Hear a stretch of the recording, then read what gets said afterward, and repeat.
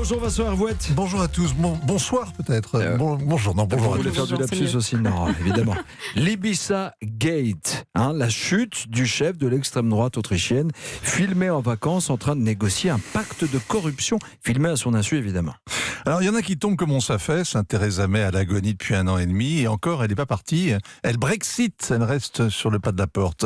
Heinz Christian Streeche est tombé comme d'un coup d'un seul, tombé par la fenêtre, tombé dans le piège.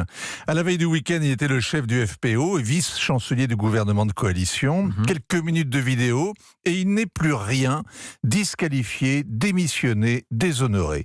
Samedi, la coalition autrichienne a implosé, des élections ont été annoncées, et ce lundi, une nouvelle campagne a commencé. Ce n'est pas le premier politicien fauché par un scandale de corruption. En France, c'est même banal.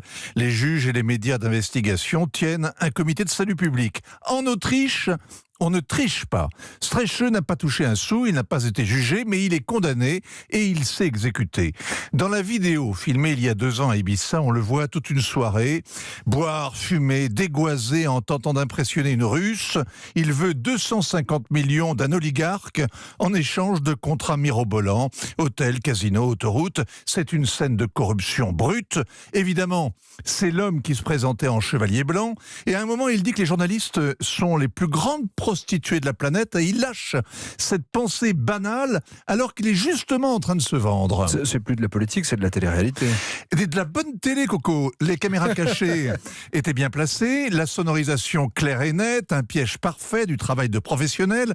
Derrière la femme qui marchande, il y a une organisation. Et ça veut dire un complot. Le mieux, c'est le timing. La sortie à 1 semaine des européennes, ce n'est plus un fait divers qui serait passé inaperçu, mais un séisme en Europe. Il a gâché la réunion des partis nationalistes de Matteo Salvini samedi. Alors à qui profite le crime? Au jeune chancelier Kunz, qui vient de se débarrasser d'alliés dont il a déjà siphonné l'électorat. À l'évidence, il était au courant. Et au-delà, l'Ibiza Gate ressemble à un avertissement général. À ceux qui s'imaginent qu'on peut paver la route des Russes, que les roubles et les roublardises resteront impunis.